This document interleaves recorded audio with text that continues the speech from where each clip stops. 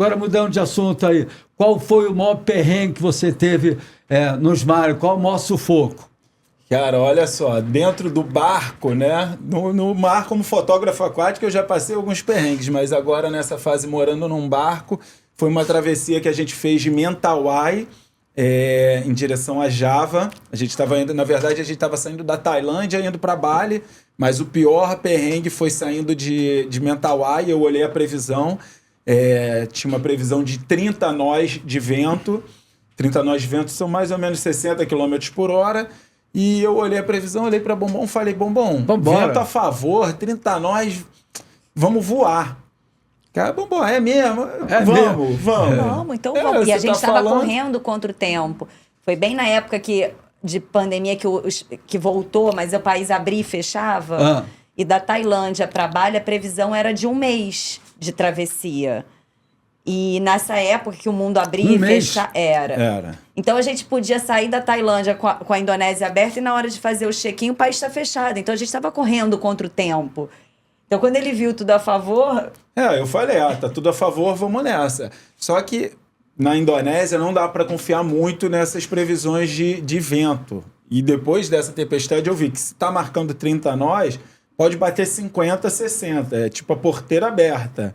30 é a média, né? O mínimo. E aí a gente começou essa travessia, tava 30 nós, foi para 40, 50, 60 nós. 60 quanto? 60 mais 100 km por hora, quase um furacão. Não tem ilha em volta, não tem ilha Nesse em volta, trecho é o Estreito de Sunda. Não tem ilha em volta para encostar. Tava perrengue, não tinha o que fazer. Eu já tava em sul de Mentawai e a próxima ilha ia ser... A próxima ilha que dava para eu ancorar ia ser Panaitan, que era 2, 3 dias de distância da onde a gente estava. Caraca. E aí começou a apertar. O barco ele tem um sistema de piloto automático, mas ele funciona em condições normais. E, Rico, você já foi para o Havaí? Eu olhava para trás, cada onda que passava parecia que eu estava no meio de Jaws. Caramba. As ondas gigantes. Qual oceano? No Oceano Índico. Umas ondas enormes, um furacão. O piloto automático parou de funcionar e eu tive que levar o barco na mão.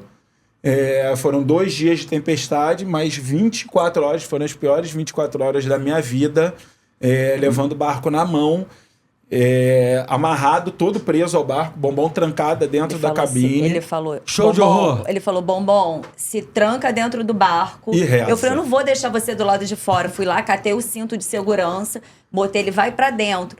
As coisas no barco, quando a gente vai fazer travessia, elas ficam todas presas, amarradas, encaixadas, para as coisas não caírem. Parado, assim, a gente leva uma vida normal, assim. Normal, entre aspas, porque você dentro do barco, hoje em dia é normal para mim. Mas dentro da realidade, não ficam as coisas amarradas, né? E tava tudo amarrado, tudo caiu, tudo quebrou. Mesmo amarrado, tudo caiu. Foi uma coisa, assim, foram 24 horas, eu do lado de dentro, e eu falava assim, e o pior é que não pode parar um segundo. Não pode parar. Né? O barco, como eu tava indo a favor do vento e a favor das ondas... porque ainda tinha swell de onda. Além do swell de vento, enorme. Ainda tinha swell de onda e swell de corrente. Era tudo a favor. Mas era um mar revolto. E o barco, você vai surfando a onda, você não pode em nenhum momento ficar de lado. Senão... A onda tá vindo de trás, você não pode fazer assim, que se você capota com o barco. Então eu fiquei 24 horas mantendo o barco parecia que... Sabe o cavalinho de pau, quando você vai saindo de rabeta? Não, e o interessante, qualquer vacilo ali, tu capota, né? Capota. Gente, e aí, cara, foi eu preso no barco, ela presa no barco, falei, Bombom, reza. Muita oração pra Deus... E foi um trabalho físico muito, muito cansativo pra mim, cara. Quantos quilos você perdeu? Nessa travessia, acho que foram uns 10. Eu perdi 24 no total, só nessa foram 10. Foi as costelas chegaram a ficar de fora. Mas isso acaba... Depois que passa o sufoco, acaba dando uma experiência, né? Se eu sobrevivi nessa, isso. Né? Você se sente mais seguro? E a experiência principal foi na análise da previsão do tempo, cara. Eu acho que quando você vai morar num barco, e com a tecnologia hoje em dia, fica fácil você prever esse tipo de condição. Então, se não é uma travessia que você vai se meter num oceano para ir da Europa para o Brasil, por exemplo, que você vai ficar muito tempo exposto a mudanças climáticas, mas para o que a gente faz hoje, travessias de 5 dias, 7 dias, a gente consegue ter uma noção do que vai acontecer. Quais são os percursos que você normalmente faz atualmente? A gente faz... O barco fica onde? O barco ele fica entre a Tailândia e a Indonésia, porque lá é bem dividido. Quando a Tailândia é época seca, porque lá não tem muito essa coisa de inverno, verão, outono e primavera. Lá é dry season e wet season. É época de chuva e época seca. Então, quando é época seca em Bali, é época de chuva na Tailândia. E quando é época de chuva, quando é época seca na Tailândia, está chovendo em Bali. Então, a gente tenta ficar na Indonésia na época seca, e quando começa a chover, a gente leva o barco para Tailândia. E quando que é na Indonésia a Eu seca? diria que é na Indonésia a seca é de maio a outubro.